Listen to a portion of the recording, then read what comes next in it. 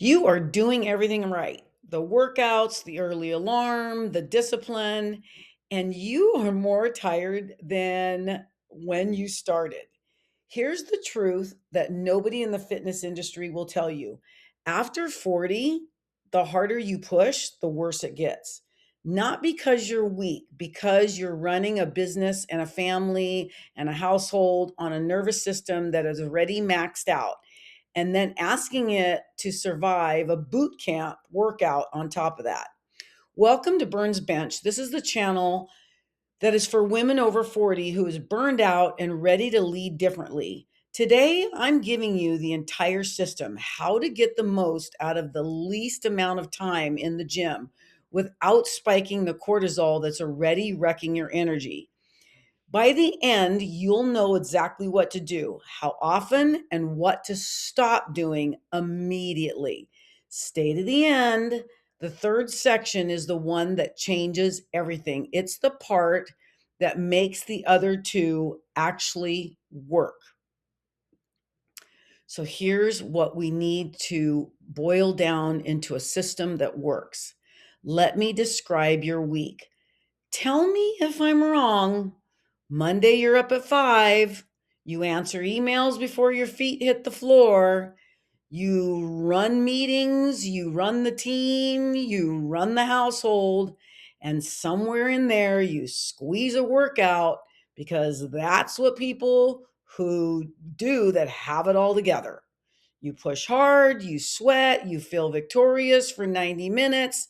Then at 2 p.m. hits and you're done. You've got the brain fog, a coffee you don't want to have, but you need, a snack you swore you wouldn't take. By 8 p.m., you're on the couch, too wired to sleep, too tired to move. So you tell yourself the same lie I told myself for years. I just need to be more disciplined. I live this. I am a trainer. I knew the mechanics of fitness better than almost anybody in the room, and I was destroying myself with them. I trained like I was punishing my body for a crime it didn't commit. More intensity, less rest. I called it commitment. My body called it something else. And 9 years ago, a doctor gave me 6 months to live. That diagnosis forced me to learn what I'm about to teach you. The body keeping you alive is not a machine you override. It's a system you work with. And after 40, the rules change completely. Most women your age are training with, the 30-year-old's playbook. That's the mistake. Let's fix that. A number one, super important priority, okay? Here's the science. No fluff. Exercise is stress. That's the whole point. You stress the body, it adapts, it comes back stronger. Good, right? But adaptation has one requirement: recovery capacity. Your body can only turn stress into strength if it has the resources to recover from it. Now, picture your stress as a bucket. Deadlines go in the bucket. Getting payroll done and managing employees in the bucket, the difficult client in the bucket, the teenager, the household, the school schedule in the bucket, the 3 a.m. wake up, all in the bucket. And if you're over 40, perimenopause is quietly shifting the whole baseline underneath. For most women running a business, that bucket is already full by Tuesday. Then you add a high intensity workout on top of that, and the bucket overflows. And here's what overflow looks like inside the body: your nervous system stops adapting and starts defending. You have more cortisol, more inflammation, more fats stored around your middle and your belly, because cortisol tells your body to hold on to it. Less energy, worse sleep, the exact opposite of why you went to the gym in the first place. You're not out of shape. You're out of recovery. So here's the rule that changes everything: match the workout to the nervous system, not your calendar. Read your week before you train. High stress week, bad sleep, big deadlines, you've been traveling. That's not the week for the brutal session. That's the week for maybe a little bit of light straight training, a long rest, a walk, mobility work, maybe stretching and yoga. You're still building muscle. You don't add to the overflow. Low stress week, you're sleeping really well, things are calm. Now intensity earns its place.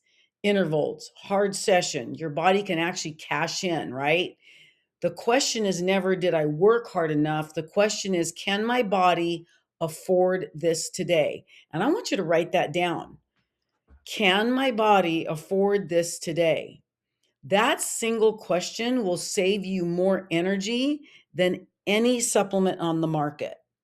And that's really, really important to remember. Now, the part you came for, what actually to do.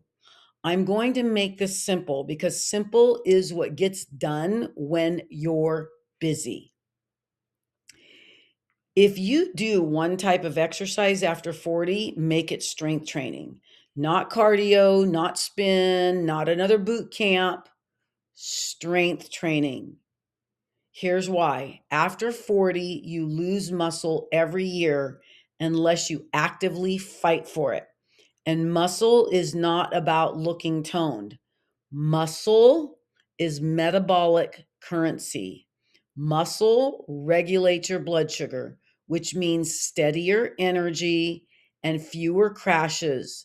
Muscle protects your bones, which matters more every year.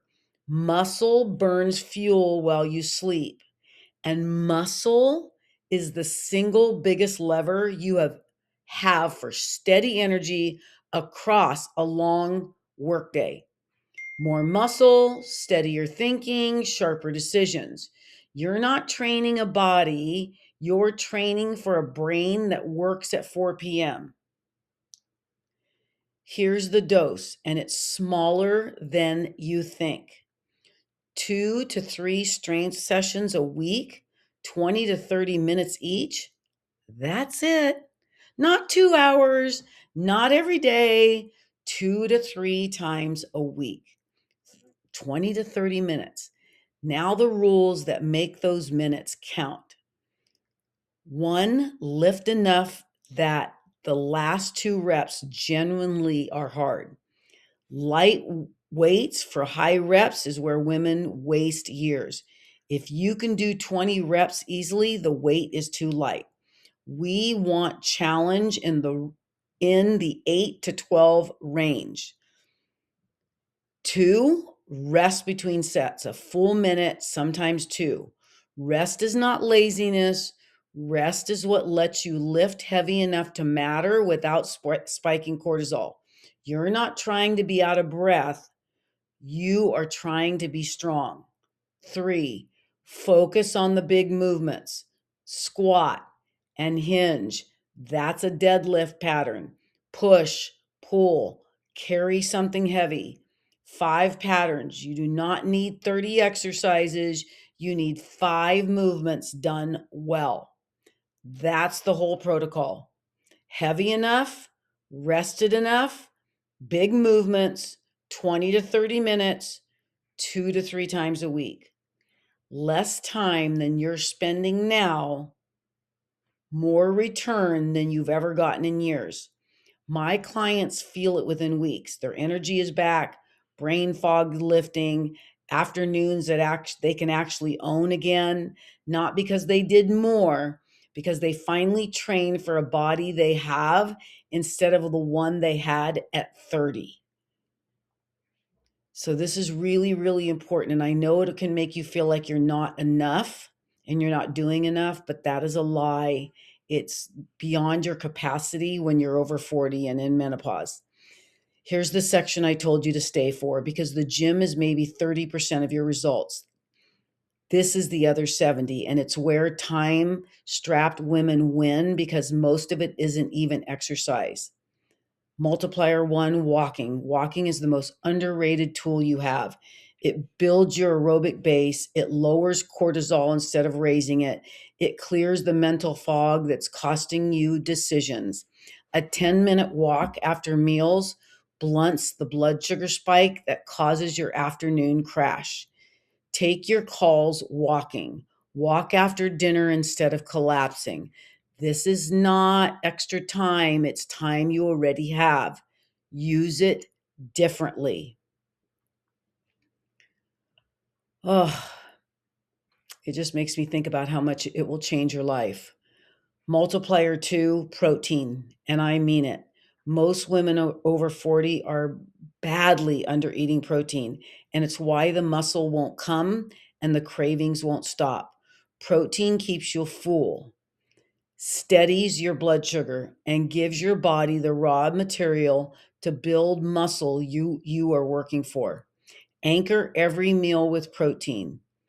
Eggs, fish, meat, Greek yogurt, whatever fits into your body. Eat it before the toast, before the coffee. Front load it earlier in the day. You will crave less and crash less by 2 p.m. I guarantee it. You cannot outtrain a protein deficit. The fork matters more than the dumbbell. Okay, number three, and this is the one that humbles every high achiever. It definitely humbled me. Sleep is a training tool. Your muscle isn't built in the gym, it's built while you sleep. Your hormones rebalance while you sleep. Your decision making is restored while you sleep. When you skip sleep to train harder, you're paying for the workout with a very with the very recovery that makes it work. That is a losing trading time for money. If you're choosing between a 5 a.m. workout on 5 hours of sleep or an extra hour of sleep, sleep and then take a walk later. Okay. Every time. I'd rather you train 3 days very well rested than 5 days depleted. That's the whole system. Recovery first, strength as the foundation, walking, protein, and sleep as the multipliers.